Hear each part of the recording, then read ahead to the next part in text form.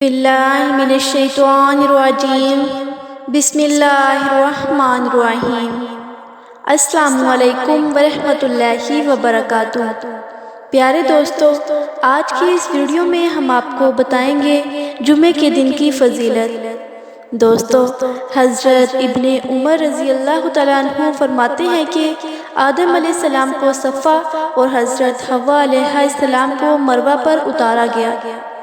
حضرت ابو الموسیٰ شعری رضی اللہ تعالیٰ عنہ سے مروی ہے کہ جب آدم علیہ السلام جنت سے زمین کی طرف اتارے گئے تو اللہ تعالیٰ نے ان کو ہر قسم کا فن سکھلا دیا اور کچھ پھل جنت کے ساتھ دیے، پھر یہ تمہارے پھل جنت کے پھلوں میں سے ہیں، فرق صرف یہ ہے کہ یہ گل سڑ جاتے ہیں اور جنت کے پھل خراب نہیں ہوتے۔ اور حضرت ابن عباس رضی اللہ تعالیٰ عنہ سے ایک روایت یہ بھی ہے کہ حضرت آدم علیہ السلام جنت میں صرف نماز عصر سے غروب آفتاب کے درمیانی عرصے جتنا ٹھہرے۔ حضرت ابو ہریرہ رضی اللہ تعالیٰ عنہ سے روایت ہے کہ رسول اللہ صلی اللہ علیہ وآلہ وسلم نے ارشاد فرمایا، سب سے بہترین دن جس میں سورج طلوع ہوتا ہے وہ جمعے کا دن ہے۔ اس میں آدم علیہ السلام پیدا ہوئے، اسی دن جنت میں داخل ہوئے اور اسی دن جنت سے نکالے گئے اور اسی دن قیامت قائم ہوگی۔ دوستو، ابن عساکر رحمۃ اللہ علیہ نے حضرت انس رضی اللہ تعالیٰ عنہ سے بیان کیا ہے کہ رسول اللہ صلی اللہ علیہ وآلہ وسلم نے ارشاد فرمایا کہ جب حضرت حوا علیہ السلام اور حضرت آدم علیہ السلام دونوں اکٹھے ننگے اتارے گئے، ان کے جسم پر جنت کے پتوں کے علاوہ کوئی لباس نہ تھا۔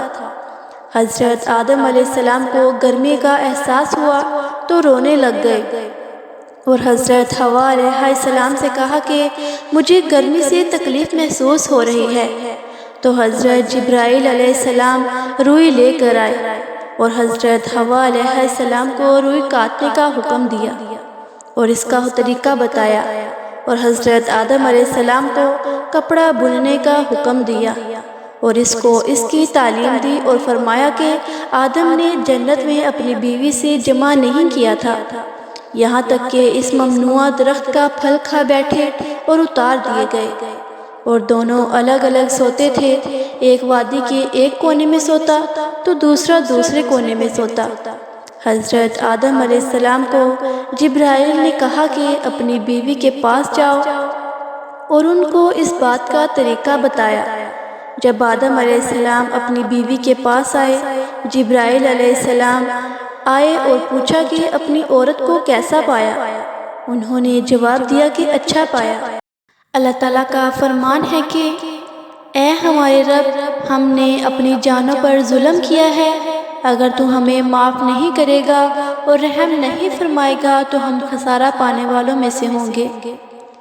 رسول اللہ صلی اللہ علیہ وآلہ وسلم نے فرمایا، آدم علیہ السلام نے کہا، اے رب، اگر میں توبہ کر لوں اور باز آ جاؤں تو کیا تو مجھے جنت میں واپس بھیج دے گا؟ اللہ تعالیٰ نے فرمایا، ہاں۔ تو اس آیت کا یہی مفہوم ہے اور یہ روایت اسی سند سے غریب ہے اور اس میں انقطاع ہے، کیونکہ حسن کی الہی بن کعب سے ملاقات نہیں ہوئی۔ دوستو، ابن ابی رادود نے مجاہد سے بیان کیا ہے کہ وہ کلمات یہ تھے، اے اللہ، تیرے سوا کوئی معبود نہیں، تو پاک ہے اپنی حمد کے ساتھ، اے میرے رب، میں نے اپنے نفس پر ظلم کیا ہے، بس تو مجھے معاف کر دے، تو رحم کرنے والوں میں سے ہے، سب سے بہتر ہے، اے اللہ، تیرے سوا کوئی معبود نہیں، تو پاک ہے اپنی حمد کے ساتھ، اے ہمارے رب، میں نے اپنے آپ پر ظلم کیا، تو مجھے معاف فرما دے، بے شک تو معاف کرنے والا اور رحم کرنے والا ہے۔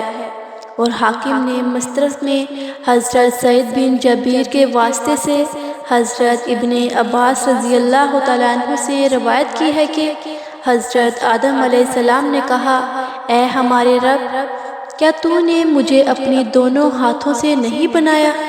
جواب دیا گیا، ہاں۔